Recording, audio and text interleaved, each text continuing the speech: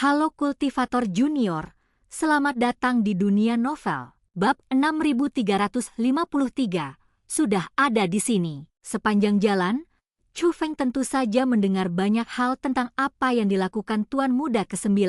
Orang ini adalah tipe orang yang jahat tetapi tidak sepenuhnya jahat. Dia telah melakukan hal-hal jahat, tetapi dia bukanlah orang yang sangat jahat. Sederhananya, dia bisa membunuh atau tidak. Akhirnya, Chu Feng menemukan Tuan Muda ke-9 di sebuah restoran. Meskipun Tuan Muda ke-9 tidak muda lagi, dia masih terlihat seperti seorang pemuda, belum lagi dia cukup tampan. Saat ini, restoran ini telah dipesan oleh Tuan Muda ke-9 dan dia adalah satu-satunya yang minum di aula tersebut. Melihat Chu Feng menerobos masuk, dia tidak mengajukan pertanyaan apapun, melainkan mengangkat tangannya dan melemparkan tas Qian Kun di depan Chu Feng. Tempat ini khusus untukku. Tolong jangan ganggu minatku. Tuan Muda ke-9 bahkan tidak memandang Chu Feng dan tidak menganggap serius Chu Feng sama sekali. Chu Feng mengulurkan tangan dan meraih tas Qian Kun, lalu mendapati bahwa Tuan Muda ke-9 ini sungguh murah hati. Meskipun barang-barang yang diberikan tidak berguna bagi Chu Feng, namun tetap saja itu merupakan rejeki nomplok bagi seniman bela diri biasa. Kamu dari klan Abadie, kan? Tanya Chu Feng. Mendengar ini, Tuan Muda ke-9 yang sedang berbaring di kursi, segera duduk dan menatap Chu Feng dengan serius. Siapa kamu? Saya ingin bertanya sesuatu. Apakah Anda pernah melihat orang ini? Selagi Chu Feng berbicara, dia membuka potret neneknya. Namun, Tuan Muda ke-9 tidak menjawab, tetapi malah meledakkan telapak tangannya. Dan kekuatan yang luar biasa itu berubah menjadi jaring kekuatan besar yang menyerang Chu Feng. Dia ingin menangkap Chu Feng. Dewa sejati tingkat 5, ini adalah tingkat kultivasi Tuan Muda ke-9. Untuk melancarkan serangan seperti itu, Chu Feng hanya perlu menggunakan pikirannya untuk melepaskan kekuatan penghalang dari tubuhnya, lalu dia membakar jaringan kekuatan besar yang membombardirnya. Melihat keadaan yang tidak berjalan baik, Tuan Muda ke-9 tidak melancarkan serangan lagi, tetapi malah bertanya dengan nada serius, apakah kau musuh klan Abadieku? Chu Feng tidak menjawab, namun segera mendekatinya dan mencengkeram kepalanya dengan telapak tangannya. Pada saat yang sama, aktifkan pelindung mimpi buruk. Chu Feng khawatir bahwa ada formasi pelindung di tubuh Tuan Muda ke-9.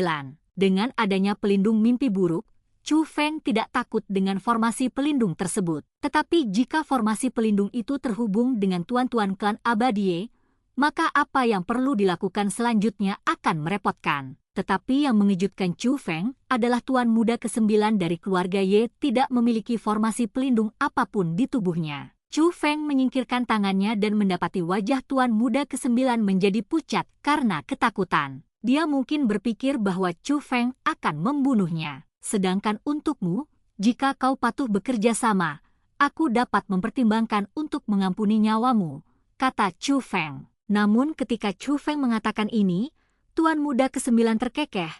Para lelaki dari keluarga Ye saya tidak kenal takut. Saya tidak punya kelebihan lain, tetapi saya punya nyali. Apakah Anda ingin mendengar itu dari saya? Sebelum dia selesai berbicara, Chu Feng melambaikan lengan bajunya dan berbagai macam peralatan penyiksaan muncul di hadapannya. Apapun yang ingin kau tanyakan, aku akan menjawabnya, kata Tuan Muda ke-9 dengan tergesa-gesa. Chu Feng mengabaikannya dan mengambil belati berduri. Tuan Muda ke-9 kini merasa cemas.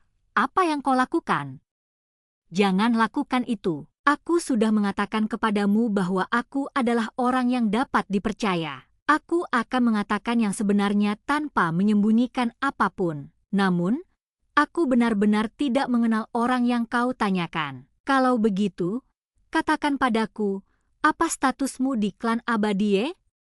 Tanya Chu Feng.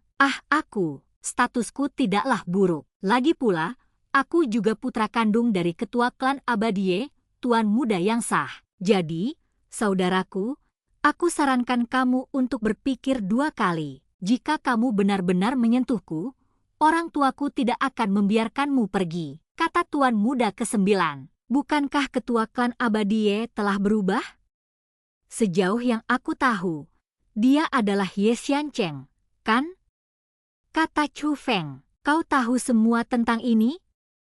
Pemimpin klan saat ini memang adik laki-lakiku, Ye Xiancheng. Meskipun ayahku telah mewariskan posisi pemimpin klan kepadanya, aku tidak menganggapnya sebagai pemimpin klan sama sekali di hatiku. Jangan tertipu dengan penampilannya yang tampak santun dan bijaksana. Padahal, dia adalah orang yang licik dan punya banyak niat jahat. Dia yang paling muda di antara saudara-saudara kita, tetapi dia juga yang paling licik. Ngomong-ngomong, apakah kamu punya dendam padanya?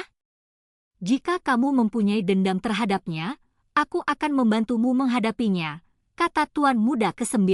Baiklah, kata Chu Feng. Lalu bagaimana kau akan menghadapinya? Tanya Tuan Muda ke-9. Bekerjasamalah denganku, kalau tidak, aku akan membuatmu berharap mati saja. Setelah mengatakan itu, Chu Feng mulai mengatur formasi. Formasi ini bukan hanya tentang membuat pihak lain berbicara, tetapi tentang mengendalikan pihak lain sepenuhnya. Oleh karena itu, dibutuhkan waktu untuk menyiapkan formasinya. Tuan Muda ke-9 ini memang penakut dan pengecut. Selama kurun waktu tersebut, ia berperilaku baik dan tidak melakukan perbuatan licik. Ketika Chu Feng menyelesaikan formasinya, dia hanya berkata, "Saudaraku, aku belum hidup cukup lama. Aku tidak peduli apa yang ingin kau lakukan, tolong selamatkan nyawaku." Pada saat ini, Chu Feng tiba-tiba mengangkat kepalanya. Tatapannya menembus rumah dan menatap ke arah langit. Ternyata fenomena aneh muncul di langit. Namun visi itu sesungguhnya adalah sebuah font yang dapat dilihat oleh semua orang di dunia. Dan fenomena aneh itu masih menyebar, meskipun kecepatannya tidak terlalu cepat, tetapi jika terus berlanjut, itu tidak hanya akan terlihat oleh orang-orang di dunia ini, tetapi juga di bidang bintang ini. Bahkan orang-orang di Tianhe dapat melihatnya. Melihat kalimat itu, Chu Feng juga menjadi gugup. Karena itu ditujukan pada Chu Feng. Chu Feng, putra Chu Xuanyuan dan Jie Ranqing, nenekmu belum meninggal dan berada di tangan klan abadi keluarga Yeku. Jika kau ingin menyelamatkan nenekmu, cepatlah datang ke alam atas tubuh Dewa Tianhe di atas pegunungan Zunyuan. Apakah mereka benar-benar menangkap nenekmu? Tapi bagaimana mereka tahu itu milik nenekmu?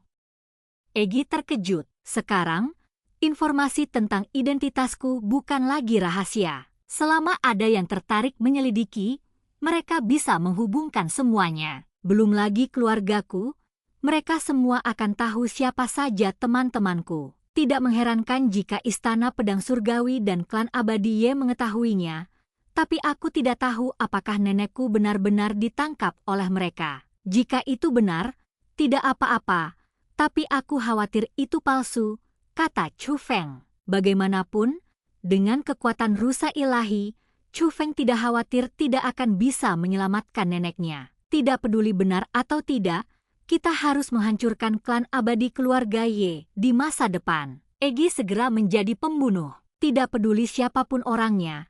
Selama mereka menentang Chu Feng, Egi tidak akan membiarkan mereka pergi. Oleh karena itu, Chu Feng langsung mengaktifkan formasi dan dengan cepat mengendalikan Tuan Muda ke-9.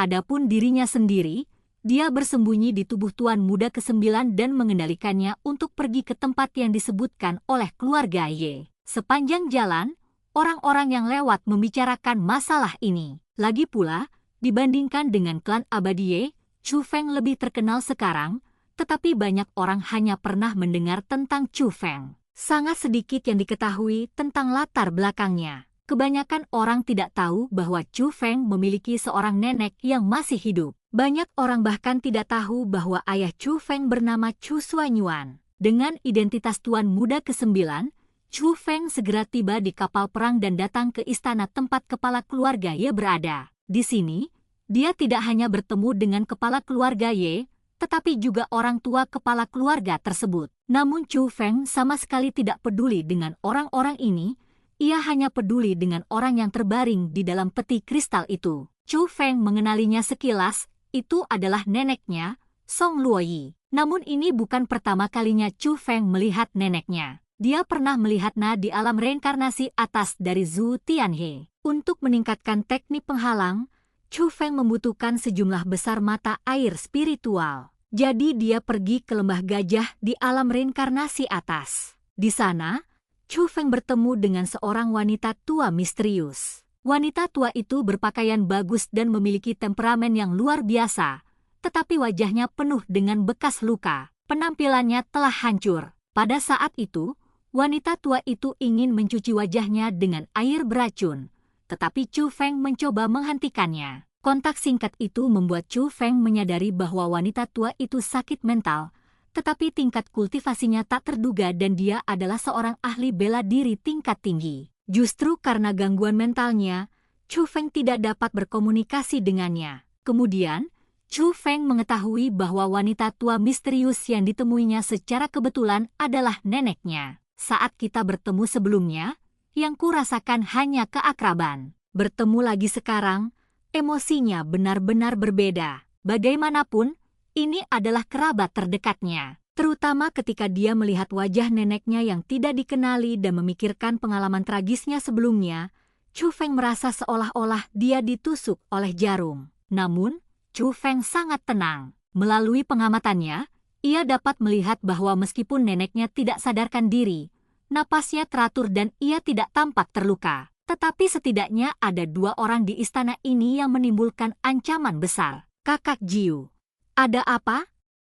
Ketua klan abadi Ye bertanya. Dia tentu saja tidak tahu bahwa saudara ke-9 ini telah dikendalikan oleh Chu Feng. Kedua tetua agung itu tidak mengatakan apa-apa. Jelas mereka tidak menyukai putra ke-9, sehingga mereka tidak mau mengatakan sepatah kata pun. Adapun Chu Feng, dia mengabaikan pemimpin klan Ye dan bertanya pada rusa ilahi, "Senior, apakah kamu yakin?"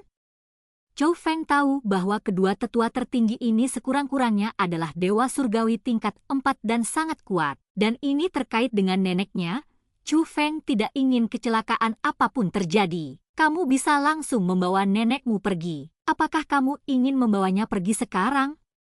Tanya rusa ilahi. Ayo pergi. Chu Feng segera membuat keputusan. Dengan demikian, di hadapan pemimpin klan Ye dan orang tuanya, Tuan muda ke-9 tiba-tiba menghilang. HM? Bahkan orang tua pemimpin klan Ye pun terkejut dengan kejadian ini. Bagaimana mungkin putra mereka yang tidak berguna tiba-tiba menjadi begitu kuat dan menghilang tepat di bawah hidung mereka? Namun sesaat kemudian, wajah mereka berubah drastis. Karena dia terkejut saat mengetahui peti kristal itu aman dan sehat, tetapi nenek Chu Feng telah menghilang. Apa yang sedang terjadi?